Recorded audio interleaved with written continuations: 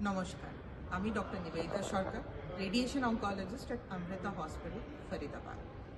প্রথমে আপনাকে আমি আমাদের হসপিটালের যিনি ফাউন্ডার, যিনি সব কিছু, ওনার ব্যাপারে প্রথমে বলি। যিনি হলেন মাতা অমৃতানন্দময়ী।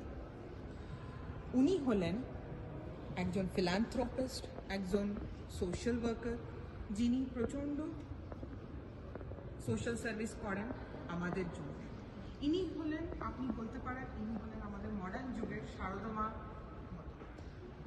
এই হসপিটালটার অরিজিন হয়েছে অমৃতা হসপিটাল কোচি থেকে, যেটা 25 বছর পুরনো হসপিটাল।